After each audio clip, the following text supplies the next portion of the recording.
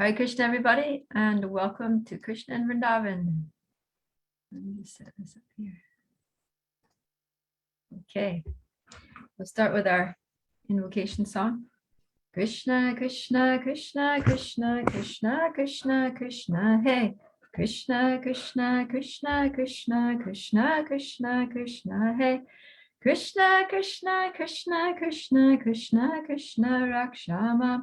Krishna, Krishna, Krishna, Krishna, Krishna, Krishna, Pahimam. Rama, Raghava, Rama, Raghava, Rama, Raghava, Rakshamam. Krishna, Keshava, Krishna, Keshava, Krishna, Keshava, Pahimam. Om Namo Bhagavate Vasudevaya. Om Namo Bhagavate Vasudevaya. Om Namo Bhagavate Vasudevaya.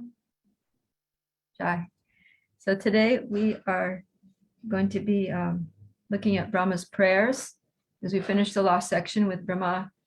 He had stolen the calves and the boys, and Krishna had shown him, Krishna had expanded himself to become all those calves and all those boys and act in exactly the way that they would to give pleasure to the Vrajvasis.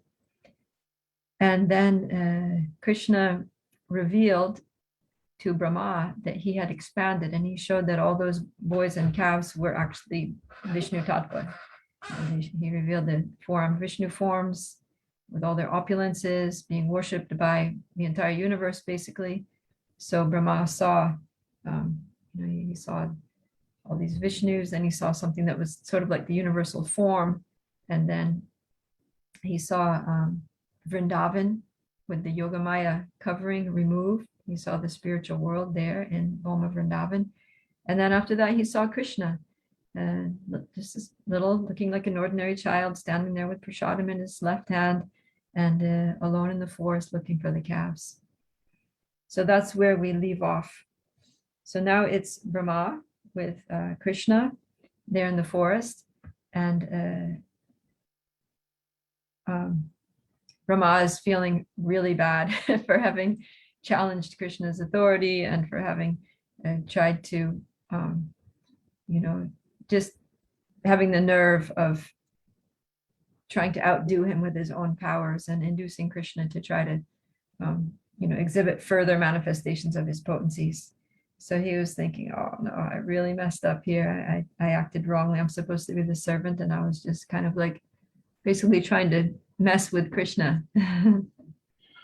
So these prayers are very beautiful. This whole chapter 14 is Brahma's prayers to Lord Krishna. We're not going to read all of them, but we'll just look at some of them. Hold on here. My selected prayers. Try to find it.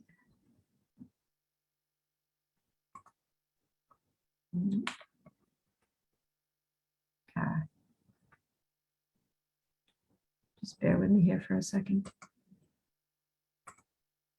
Here we go.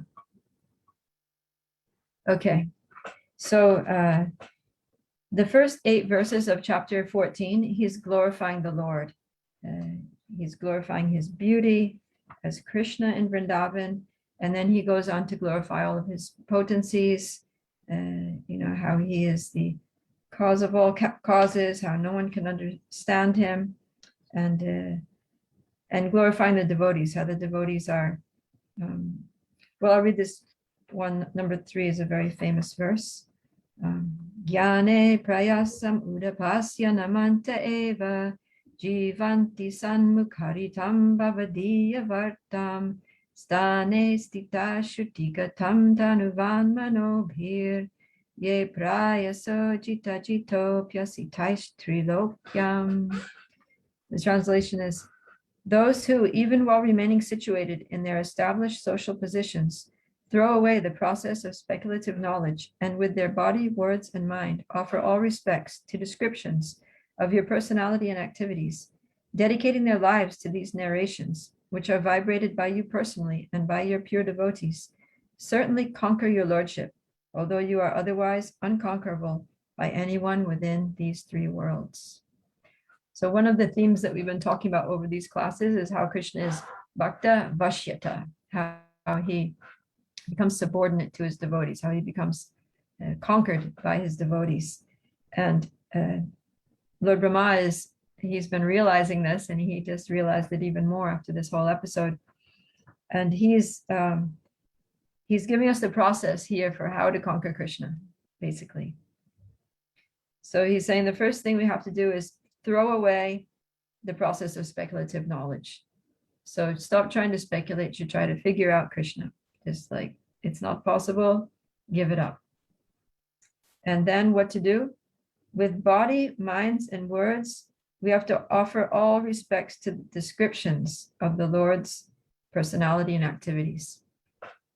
So that's, what we're all doing right now. Whoever's listening to this class and whoever will listen to it in the future, is that we are dedicating our body, words, and mind to the descriptions of the Lord's personality and activities.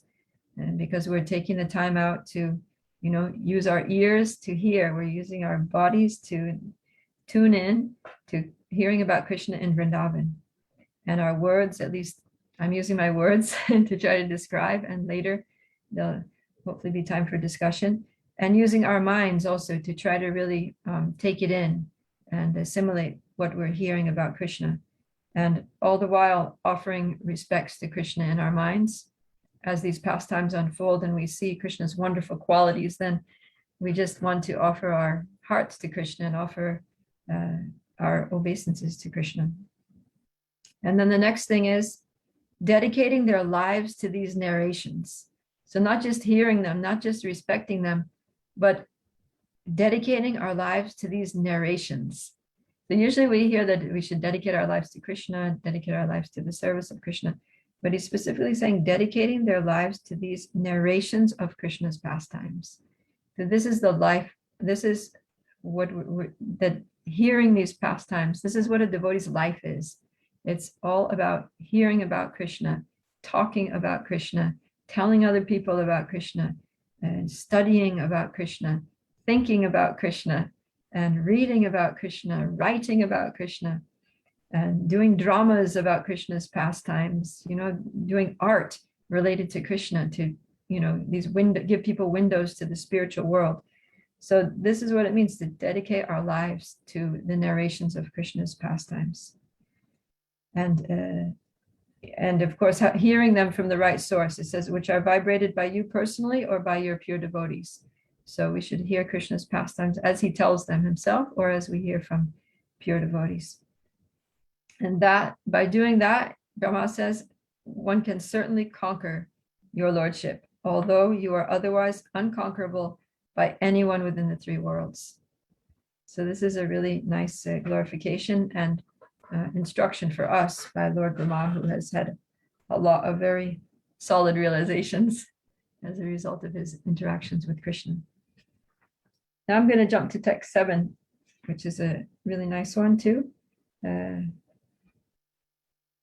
Says, so if you have some device or book there, then try to follow along, because these verses are all wonderful and it's nice. Anyone who likes learning verses, these are all good verses to learn. So I'll just read the translation here for this.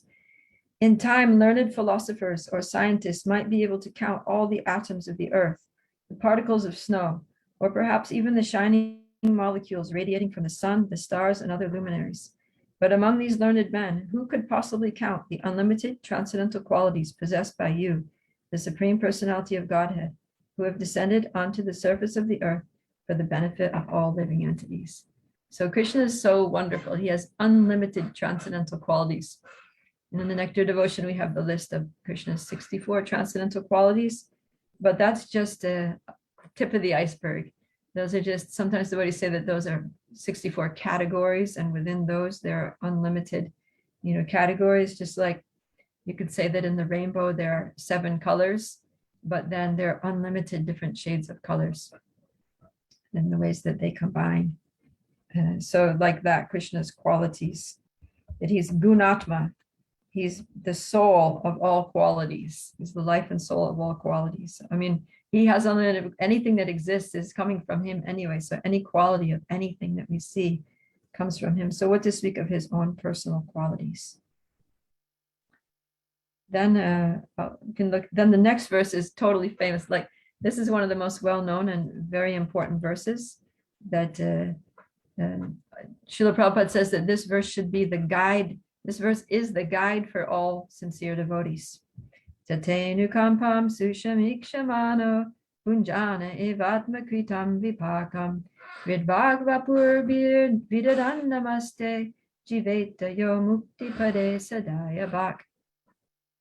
My dear Lord, one who earnestly waits for you to bestow your causeless mercy upon him, all the while patiently suffering the reactions of his past misdeeds and offering you respectful obeisances within his heart, words, and body, is surely eligible for liberation, for it has become his rightful claim. So this is talking about how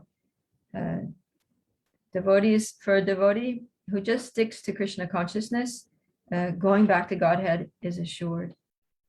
That all we need to do is earnestly wait for Krishna's mercy. Krishna's mercy is coming. There's no doubt about it. We just need to wait. And even if we have some difficulties in our lives due to,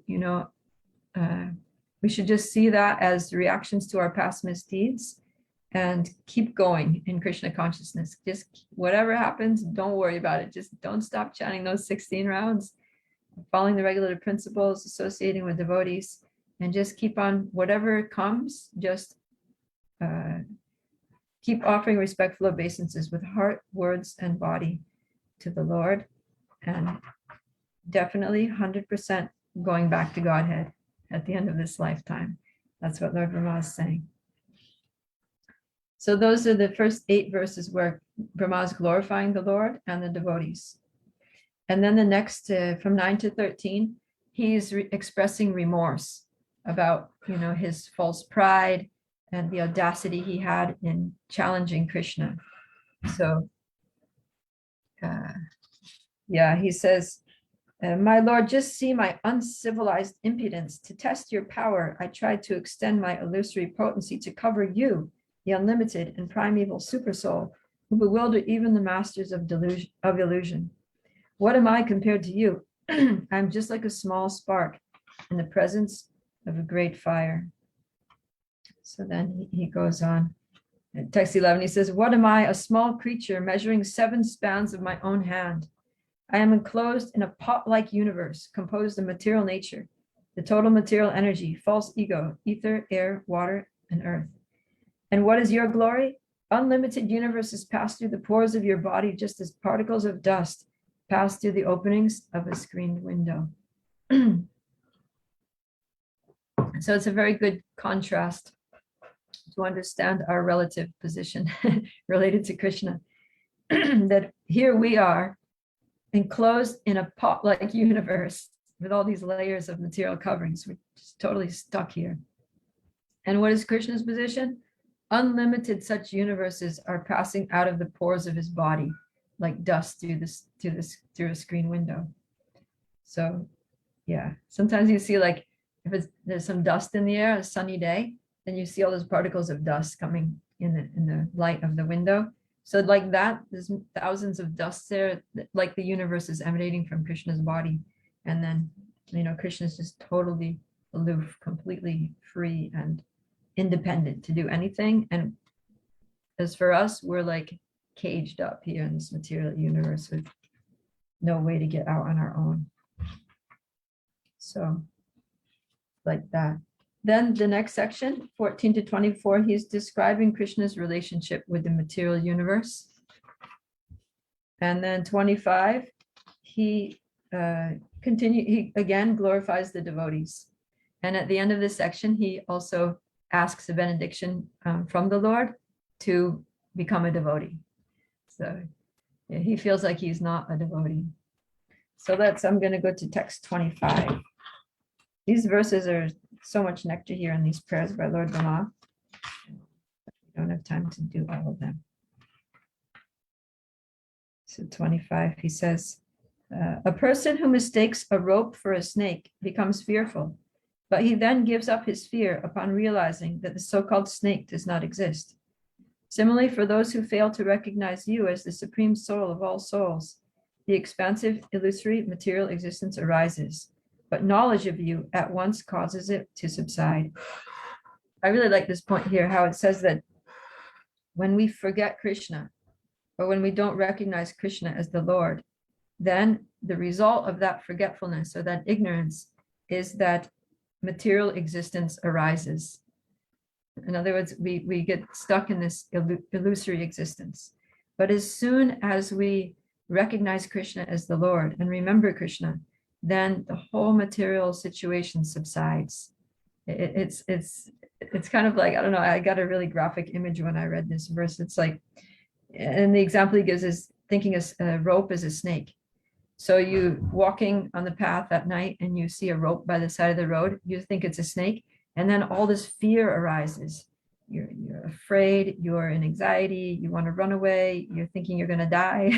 It's like, maybe you panic, maybe you scream like that.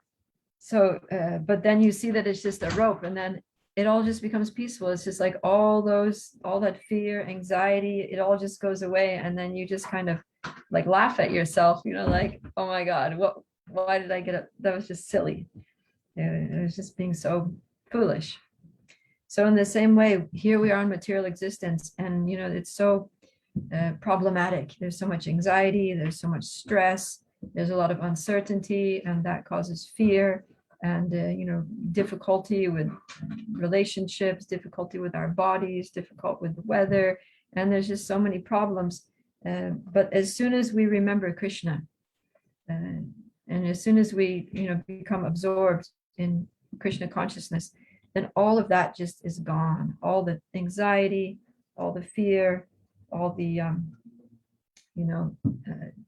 tension or envy, or just difficult relationships. It's all just like, and I was just thinking, like, yesterday we had our 12-hour kirtan here at Krishna House, and by the end of the kirtan, everybody was just chanting with all their hearts and dancing in ecstasy.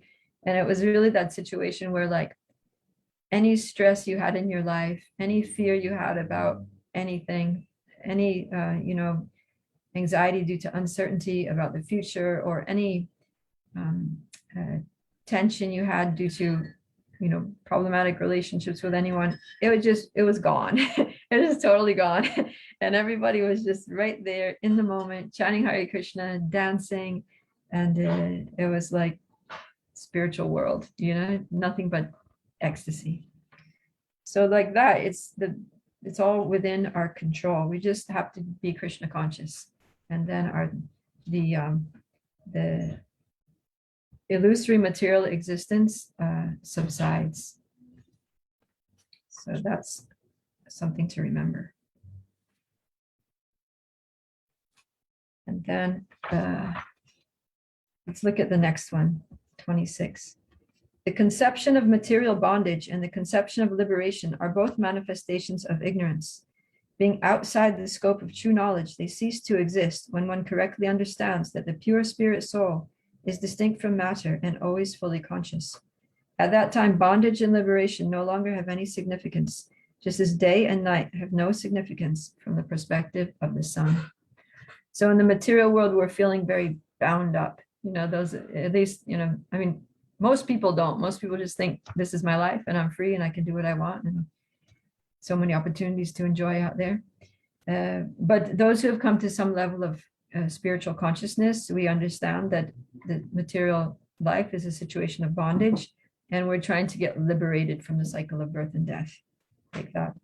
But when one actually comes to full Krishna consciousness, then we realize that both bondage and liberation are meaningless.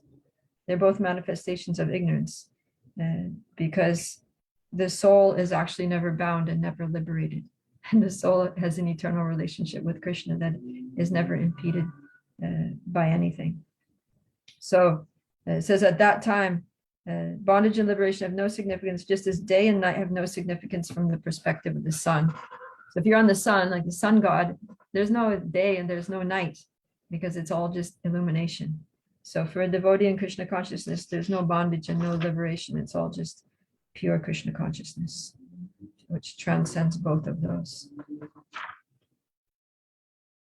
So let's go to text 29.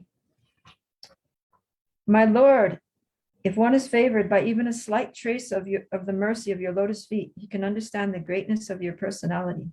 But those who speculate to understand the Supreme Personality of Godhead are unable to know you, even though they continue to study the Vedas for many years. So yeah, it's not by studying the Vedas that we understand Krishna, but we need Krishna's mercy. We can't understand him by our own power, but we just have to try to act in a way that's going to induce Krishna, convince Krishna that we're suitable objects of his mercy, and pray for him to favor us with a drop of his mercy, and then we can understand him. So this is very significant coming to Brahma, because Brahma is supremely intelligent. You know, his whole body, his existence is just pure intelligence. But here he's admitting his ignorance and his inability to know Krishna, except by Krishna's mercy. So what to speak of us? We don't have a chance. We just have to wait for Krishna. Just try to get Krishna to be merciful to us. And that mercy usually flows through the devotees. So now he says, my dear Lord, I therefore pray to be so fortunate that in this life as Lord Brahma, or in another life, wherever I take my birth, I may be counted as one of your devotees. I pray that wherever I may be, even among the animal species, I can engage in devotional service to your lotus feet. So he doesn't mind, even if he has to be an animal or whatever, but he doesn't want to be antagonistic to the Lord in any way. He just wants to be a devotee, because he just glorified all the qualities of the devotees, and he wants to be a devotee. So this is the most intelligent person, the most exalted, highest person in the universe. Lord Brahma wants to be a devotee. So why would anyone want to be anything else? We just need to follow in the footsteps of Lord Brahma. He's one of the 12 Mahajanas, the first Mahajana, Swayambhu Narada. Swayambhu means Lord Brahma. Okay, so then text 34. Oh yeah, so then from 31 to 34, now he was just glorifying the devotees generally. And now in this short section, he's glorifying the Brajavasis specifically. He's talking about how because in his vision, he saw Vrindavan, he saw the spiritual world as it was. So not only did he see that Krishna was not an ordinary boy, but all the residents of Vrindavan were not ordinary people. They were Krishna's eternal associates. They were transcendental personalities who, were so exalted that they were able to have these intimate, loving relationships with Krishna. They weren't, because at first Lord Brahma was thinking they're just ignorant cowherd people, like Indra did. Who are these ignorant cowherd people neglecting my worship? And we're going to hear about that later. But so Lord Brahma sees who they really are, and he glorifies them. And then in text 34, he prays to get their mercy. He says, my greatest possible good fortune would be to take any birth whatever in this forest of Gokula, and have my head bathed by the dust falling from the lotus feet of any of its residents. Their entire life and soul is the Supreme Personality of Godhead Mukunda, the dust of whose lotus feet is still being searched for in the Vedic mantras. So, yeah, he wants to be even a blade of grass in Vrindavan, so that he can get the dust of the lotus feet of the devotees who are walking around in Vrindavan. So this is a very big step, that Brahma has had. He's made a lot of spiritual advancement as a result of this pastime. And so then from text 39 to 41, he asks permission to leave. He says, my dear Krishna, I now humbly request permission to leave. Actually, you are the knower and seer of all things. Indeed, you are the Lord of all the universes. And yet I offer this one universe unto you. So it's kind of sweet, because Lord Brahma is the creator of the universe. And each Brahma has his own universe that he creates. So he's thinking, he's in this mood of Atma Nivedanam, that I surrender myself to you. I surrender everything that I have. Like Bhaktivinoda Thakur prays, Manasa Deha Geha Yokichu More Arpilun Tua Pade Nanda Kishore. My mind, my body, my words, my home, everything that I have is yours, Krishna. So Brahma's in that same mood. Okay, so then Brahma, he offers his obeisances to Krishna, he circumambulates him, and then he departs. And then it's funny because, so then Krishna is standing there alone now, and it goes back to the where it was before, where Krishna is still looking for the calves. And so Brahma leaves and Krishna goes in the forest. He's looking around for the calves. He finds them because now they're no longer stolen by Lord Brahma. Brahma put them back. He finds them, and then he brings them back to the place where the boys were having the picnic lunch, and everybody's happy. Let's see, boys. Yeah, the cowherd boys say to Krishna, "Oh, you've returned so quickly. We have not eaten even one morsel in your absence. Please come here and take your meal now without distraction." So actually a whole year passed, but they're totally unaware of that by Krishna's Yogamaya potency. And they think, oh, Krishna just went to find the calves and now he's just brought them back. He found them so quickly. Then Krishna, smiling, finished his lunch in the company of his cowherd friends. And then while they were going back to the village that day, he pointed out the dried up, because now that same morning, according in the boys' conception, is the same day that he killed Aghasura, but actually it was a year ago. So when they were passing through, Krishna pointed out, look, there's Aghasura, and he was already totally like dried up from baking in the sun for a year. And yeah, so when they got home that day, then they were telling their parents, today Krishna killed this big snake, and yeah, and they didn't know anything else. They didn't know at all what happened with Lord Brahma. Okay, so that kind of wraps up that pastime. And now we have a little bit of time to talk about the Forest of Vrndavan, which the beginning of the next chapter starts with this beautiful description. Next chapter is actually the killing of Denuka, the ass demon, and we'll talk about that tomorrow probably. Yes, we'll talk about that tomorrow. But the introduction to that pastime is all about the Transcendental Forest of Vrindavan. And the reason that this is being described now is because this chapter starts with Krishna attaining the age of Poganda, which is the middle age of childhood. So the Komara is technically like from birth to age 5. So all the pastimes that we spoke of up to this point, they all happen in Krishna's Komara age. And towards the end of his Komara age, he's allowed to take the calves out to the pasturing grounds. But now he becomes even more grown up. He enters this Poganda age, which is 6 to 10. And now he's graduated from just taking care of the calves, and now he starts to take care of the cows. So taking care of the cows means that he needs to go to even further away places because there's so many cows, and also the cows are big, and so they need to eat a lot of grass, and they can cover a lot more territory than the cows can. So that means that Krishna is exploring new forests. Before he was just kind of like on the edge of the village. Now he's going deep into the forests of Vrindavan, and so he's seeing these forests for the first time in these pastimes. And so it's described the way he's seeing it. It's like all fresh and all new, and like, wow, the forest of Vrindavan is so amazing. And he's there playing his flute, surrounded by the boys, and Balaram is there. And it says that Krishna is just looking over the forest. He's like a child who's seeing something wonderful for the first time. It's just big eyes. And the forest is full of sights and sounds and smells and things to touch. And all of Krishna's senses are just like really stimulated by the scene, by the environment. So it says that Krishna looked over that forest, which resounded with the charming sounds of bees, animals, and birds, and which was enhanced by a lake whose clear water resembled the minds of great souls, and by a breeze carrying the fragrance of 100-petal lotuses. Seeing all this, Lord Krishna decided to enjoy the auspicious atmosphere. So first it talks about the trees. And these trees of Vrindavan, they're not ordinary trees, but they're actually great devotees. that worship the Lord in the mood of Shantarasa.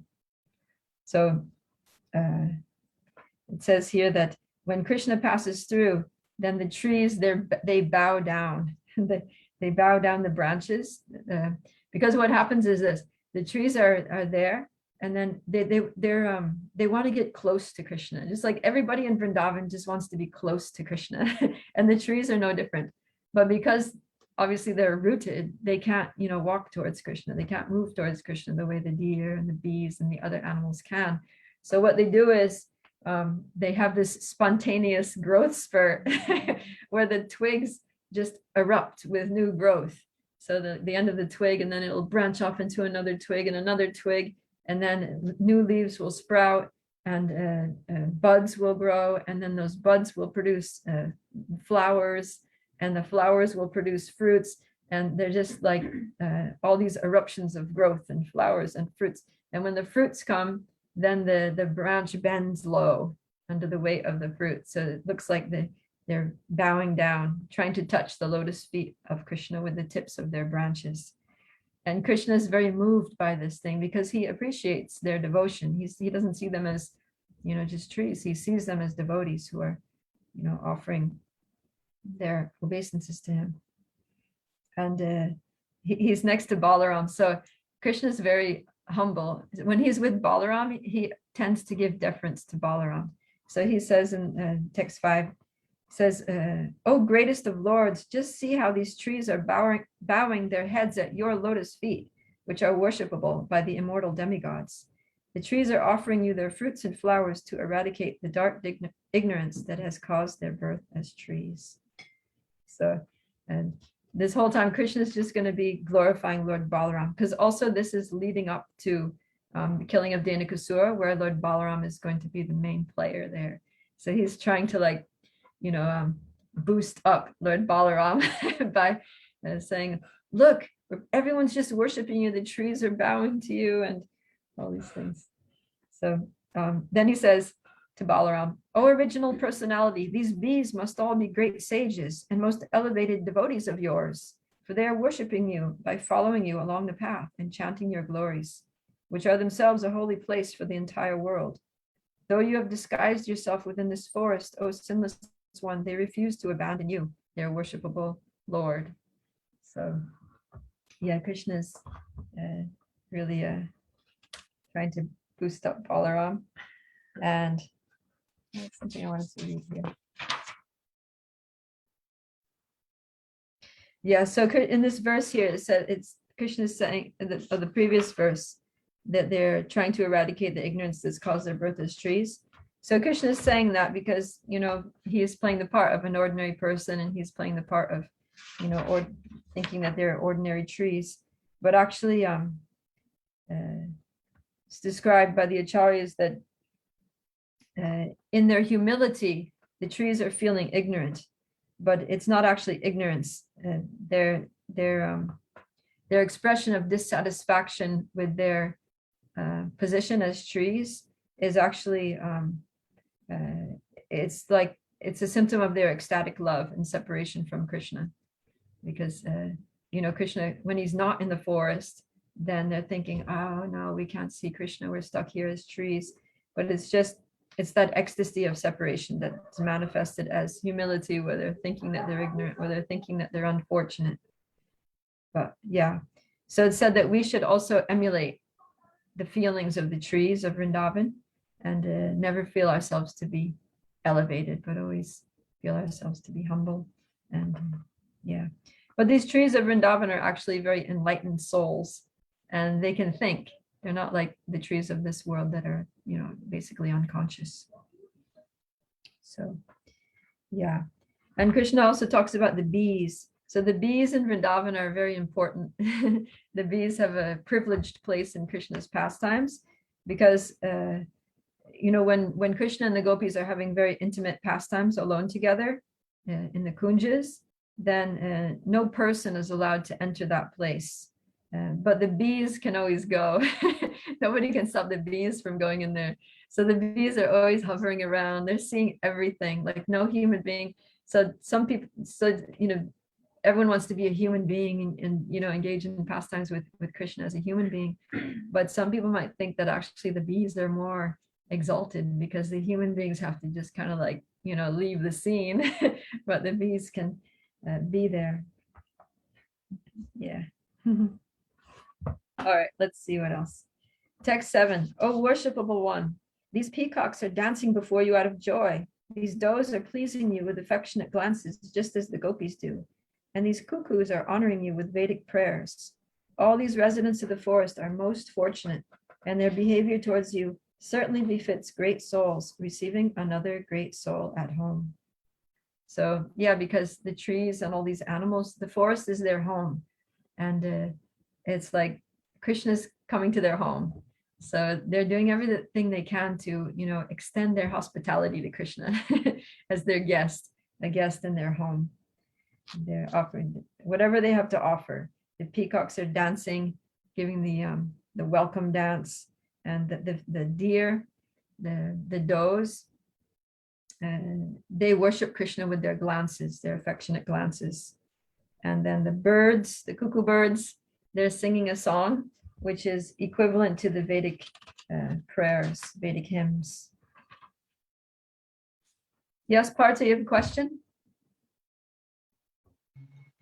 Yeah, about the bees and the people, and you know, if they're all spirit souls, they're both spirit souls, then what would make Krishna uncomfortable about the people being there when the bees are there? You know, I don't know. It seems like, you know, he sees it according to their form or something. That I don't know. It's just the nature of the relationship, you know, like with people, because people are going to talk. They're going to like talk about it. The bees aren't going to like say anything. They're not going to go to the village, and there's no, you know, possibility of rumors or something like that. Could they though? I mean, but it's just, I mean, in Vrindavan, everybody is like a pure soul and a pure devotee, but they still, whatever form they have taken, they act according to that form. So although the bees can also speak all the languages, they don't speak, you know, they're not going to just go speak to the humans. They're going to buzz. And although the people can fly, you know, too, they're not going to fly. They're going to walk on two legs because they're human beings. And that's, you know, yeah. All right, Janaki has a question. She's here. Yes, Janaki. So whenever you said that the trees, they're like hankering, they're like in anxiety whenever Krishna leaves the forest. Sometimes I think that I've heard that like if you know you make it to the spiritual world, you have this desire and you're playing this role, but the minute that you change your mind, you want to be a cowherd boy or you want to be somewhere else, you like poof, you go over there. So, but by the time that we get to the spiritual world, that's our mood, that's our Ross. We'll realize that, we'll understand that. So whatever position we have, that's even if it seems like trees and they're like, oh, I'm a tree, so sad, Krishna's gone now. And that is the highest ecstasy, or can we just poof change? Yeah, no, I mean, you don't change. That ecstasy of separation is also, you know, extremely relishable. Like that's like the highest emotional intensity of, you know, feelings towards Krishna is in separation. So yeah, although it seems like painful, but they don't want to, they don't just change their form like, okay, Krishna's at home, I'll be, you know, like a servant of Mother Yashoda. Krishna's in the forest, I'll be a cowherd boy. They don't change like that. They are what they are, and then all the ecstasy that goes with it, it's like a continuous thing that is suitable to their personality. You don't go like just splitting your personality up throughout the day. That doesn't happen. Could you say for them, the trees, that their ecstasy and feeling separate from Krishna is higher than their ecstasy of being a cowherd boy? Like that feeling of, oh, I wish I was with Krishna is a more ecstatic feeling than changing to a cowherd boy with Krishna? Yeah. Something like that? Yeah. That's cool. And that's why Krishna, you know, moves about so that everybody gets a chance to be with him and be separated, be with him and be separated, because that churns the love. Yeah, so the bees, they their buzzing is chanting. It says that the bees would hum in ecstasy, chanting Krishna's glories in the temple of his flower garland. Krishna's, that's the bees' temple. So the grass wouldn't be talking to each other. They wouldn't be like hanging out, just like talking or whatever. I mean, I'm not sure in what ways all these living entities communicate. We just have to find out when we get there as far as that's concerned. Okay, I'm going to continue. This earth has now become most fortunate because you have touched her grass and bushes with your feet and her trees and creepers with your fingernails, and because you have graced her rivers, mountains, birds, and animals with your merciful glances. But above all, you have embraced the young cowherd women between your two arms, a favor hankered after by the goddess of fortune herself. So, yeah, Krishna, he, in all the different ways, he interacts with all the residents, even the non-living, the so-called inanimate aspects of Vrindavan are animate, like the rivers and the mountains and the stones in Vrindavan. They're all devotees and all these different forms. And Krishna reciprocates with them in different ways. So, all right. Shukadeva Goswami said, thus expressing his satisfaction with the beautiful forest of Vrindavan and its inhabitants, Lord Krishna enjoyed tending the cows and other animals with his friends on the banks of the river Yamuna below Govardhan Hill. So now there's a nice description here. Sometimes the honeybees in Vrindavan became so mad with ecstasy that they closed their eyes and began to sing. Like in Kirtan yesterday, they're always closing their eyes and sing. Lord Krishna, moving along the forest path with his cowherd boyfriends and Baladev, would then respond to the bees by imitating their singing while his friends sang about his pastimes. So Krishna would, the bees would buzz to him and he would buzz back. Sometimes Lord Krishna would imitate the chattering of a parrot, sometimes with the sweet voice, the call of a cuckoo, and sometimes the cooing of swans. So it's not just that Krishna was imitating, but we know from Krishna's qualities that he's a wonderful linguist. It's one of his 64 qualities. And Prabhupada explains that that means that he can speak the languages of all living entities. He can speak the languages of all the animals. So when Krishna chatters like a parrot, he's not just imitating, but he's actually talking to them in their language. And when he, does the cooing of the swans, he's saying things to them. He's like speaking sweet, kind words to them. Sometimes he vigorously imitated dancing of a peacock, making his cowherd boyfriends laugh. Sometimes with a voice as deep as the rumbling of clouds, he would call out with great affection the names of the animals who had wandered far from the herd, thus enchanting the cows and the cowherd boys. Yeah, so all of Krishna's cows, he had 900,000 cows, and he knew them all by name. And he knew all the distinctive, they all had distinctive features. So, and they had different colors. Some had their horns up, some had their horns down, some are small, some are large, and some have, like, there's a whole group of cows that have tilak marks on their head, like just with their fur. And yeah. And when Krishna, he has this thunderous voice, so then the peacocks think that there's going to be a thunderstorm, and then they start doing their peacock call.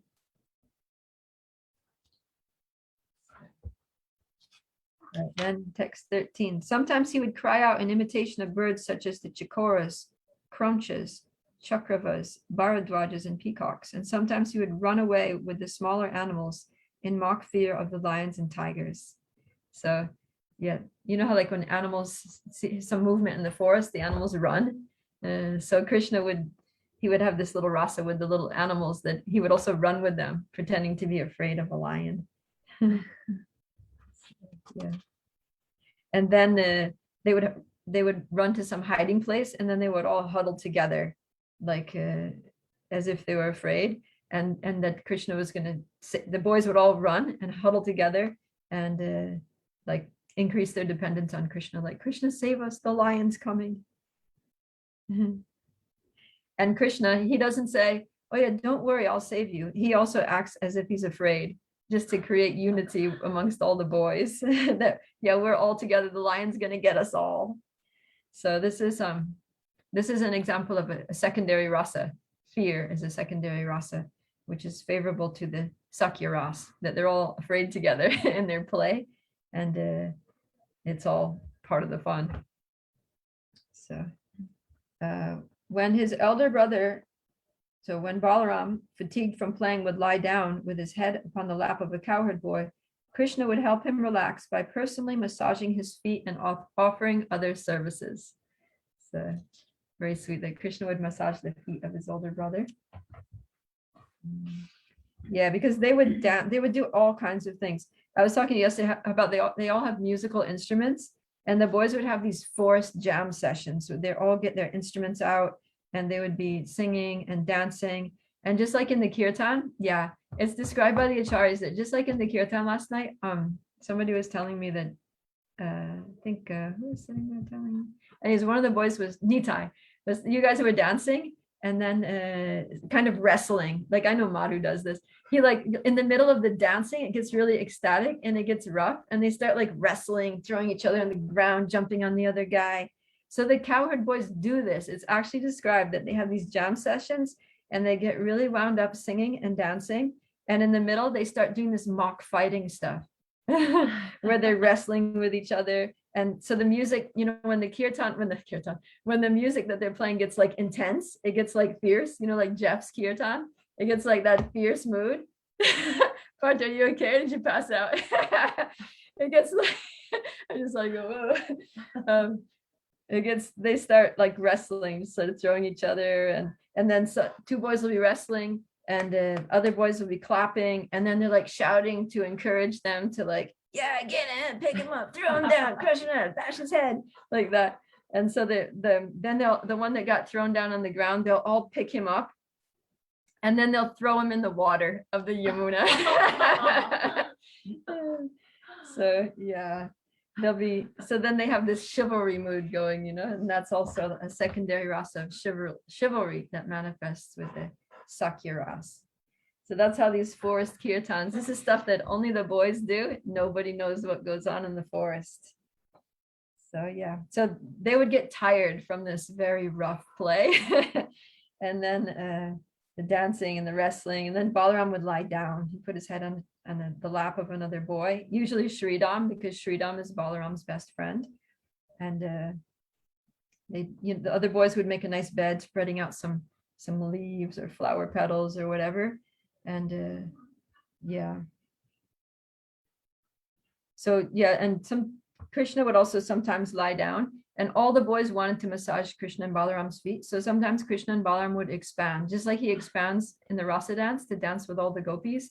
He would also expand so that to give all the boys a chance to massage him and fan him like that. So Krishna's in all the rasas, he does these amazing things. Okay, so then we need to wind up here. Oh yeah, it says here in this verse, sometimes as the cowherd boys danced, sang, moved about, and playfully fought with each other, Krishna and Balaram, standing nearby, hand in hand, would glorify their friends' activities and laugh. Yeah, and then they would lie down and massage his feet and fan the Lord. My dear king, other boys would sing enchanting songs appropriate to the occasion, and their hearts would melt out of love for the Lord. So some would be massaging their feet, some would be fanning, some would be singing some nice songs, enchanting songs appropriate for the occasion. In this way, the Supreme Lord, whose soft lotus feet are personally attended by the goddess of fortune, concealed his transcendental opulences by his internal potency and acted like the son of a cowherd. Yet even while enjoying like a village boy in the company of other village residents, he often exhibited feats that only God could perform. And we are going to hear about that tomorrow. So tomorrow we'll start from text 20. All right. Krishna in Vrindavan ki jai. Srimad Bhagavatam ki jai. Srila Prabhupada ki jai. Gaura Premanandi. Thank you all for coming, and we'll see you tomorrow.